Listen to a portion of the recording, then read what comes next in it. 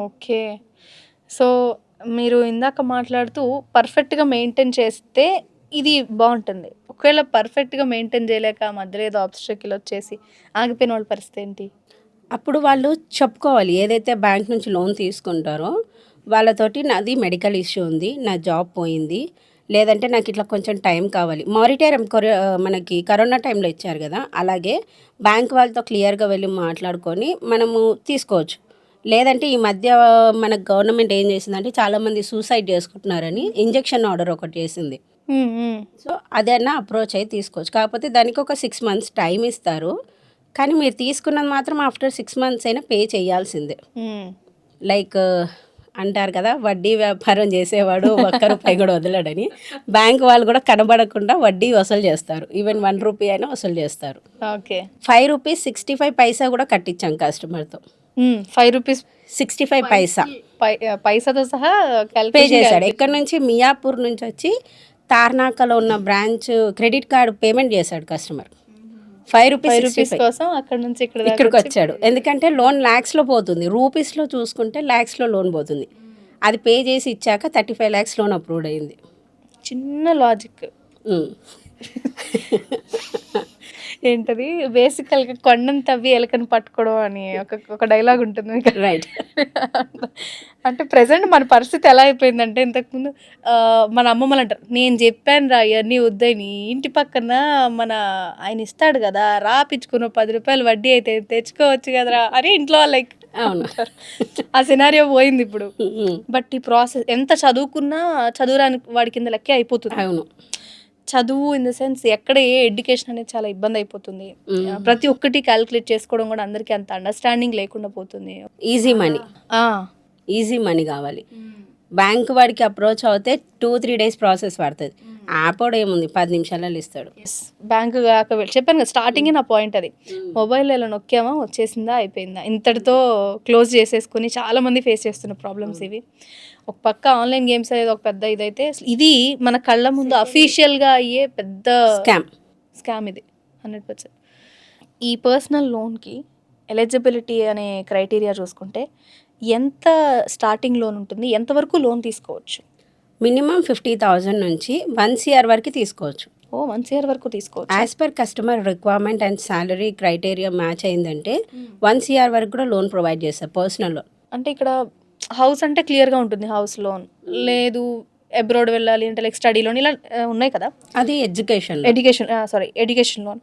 ఈ personal loan అనే దానిలో ఏమేం పాయింట్స్ కింద మనం పర్సనల్ లోన్ అనేది తీసుకోవచ్చు? ఎవరైనా పర్సనల్ లోన్ నేను తీసుకోవాలనుకుంటున్నా. అసలు నాకున్న ప్రాబ్లమ్‌కి నిజంగా పర్సనల్ లోన్ ఎవడైనా ఇస్తాడా అనే డౌట్ ఉంటుంది.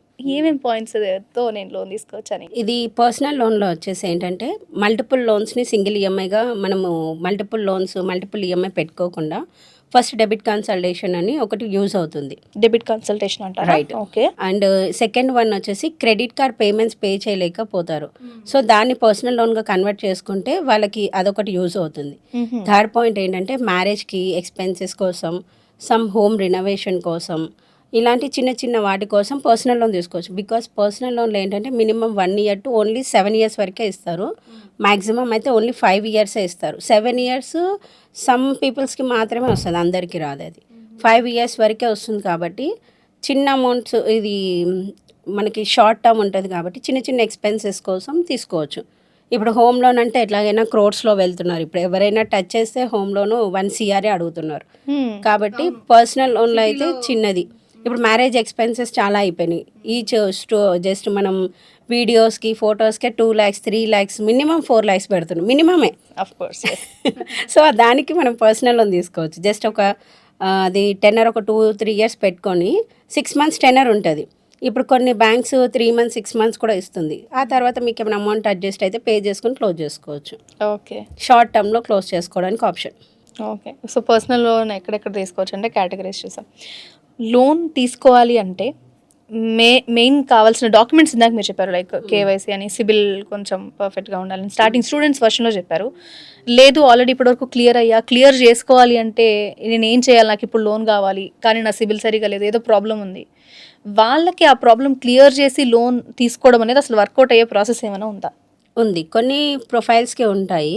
ఏంటంటే వాళ్ళకి తెలియకుండా వాళ్ళు ఫైనాన్షియల్‌గా ప్రాబ్లమ్ ఉన్నప్పుడు ఆ లోన్స్ క్లోజ్ చేయరు. లేదంటే వాళ్ళకి తెలీదు ఆ లోన్ ఉందన్న విషయం. క్లోజ్ అయిపోయింది అనుకుంటారు. కానీ క్లోజ్ అవ్వదు. సో, వాళ్ళకి సిబిల్‌లో చూసుకోవాలని కూడా తెలీదు. అలాంటి వాళ్ళు ఏం చేయాలంటే ఫస్టు వాళ్ళ సిబిల్ రిపోర్ట్ తీసుకొని లేదంటే ప్రోడక్ట్ తెలిసిన ఎవరితోటైనా మీకు తెలిసిన రిలేటివ్స్ ఎవరైనా సరే ఓపెన్ చేసుకొని ఫస్ట్ వాళ్ళ ప్రొఫైల్ చెక్ చేసుకొని ప్రాబ్లమ్ ఏంటి? సొల్యూషన్ దానికి ఒక బ్యాంక్ నుంచి మీరు పే చేయలేరు. అందుకే మీకు లోన్ రావట్లేదు. సిబిల్ పడిపోయిందని మీకు తెలుస్తుంది కాబట్టి మీరు ఆ బ్యాంక్‌ని అప్రోచ్ అయ్యి సో అండ్ సో ఇది చూపిస్తుంది. నేను క్లోజ్ చేశాను. నా దగ్గర మీరు ఇచ్చిన ఎన్ఓసి మెయిల్ ఉంది అండ్ పంపించిన హార్డ్ కాపీ ఉంది. సో దీన్ని అప్డేట్ చేయండి అంటే బ్యాంక్ వాళ్ళు కూడా అప్డేట్ చేస్తారు. దానికి ఒక 1 మంత్ టైం పడుతుంది.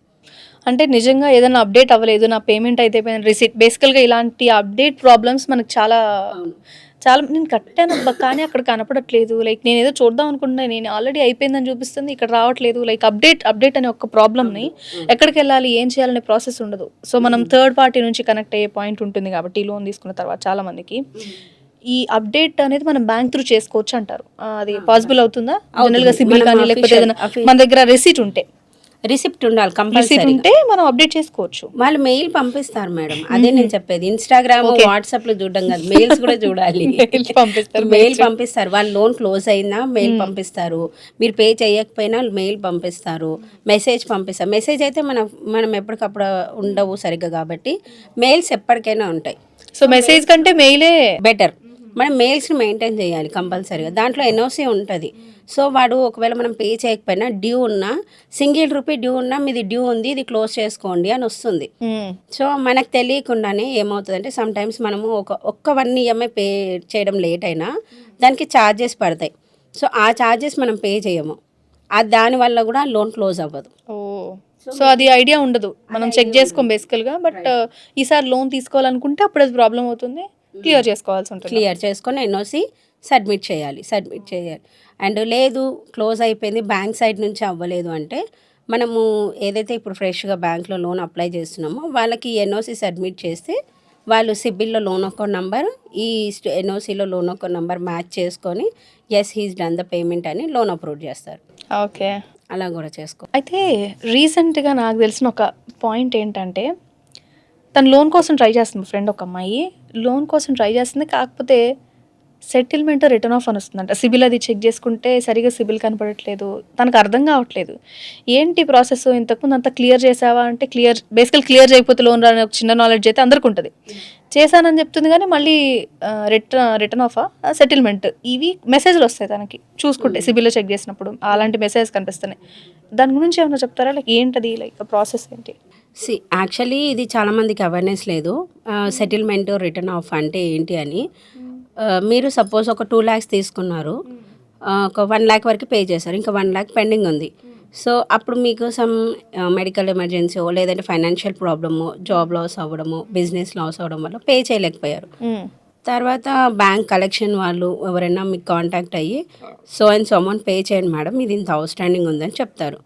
మీరు లేదండి నేను అంత అమౌంట్ పే చేయలేను, ఒక 50,000 పే చేస్తాను అంటారు. బ్యాంక్ వాడు ఏం చెప్తారు, లేదు నేను 70 or 80 వరకు పే చేసుకోండి అంటాడు. అప్పుడు వాడు చెప్పిన అమౌంట్తో క్లోజ్ చేస్తే బ్యాంక్ వాళ్ళు చెప్పిన అమౌంట్ పే చేస్తే మీకు రిటర్న్ ఆఫ్ కింద ఇస్తాడు.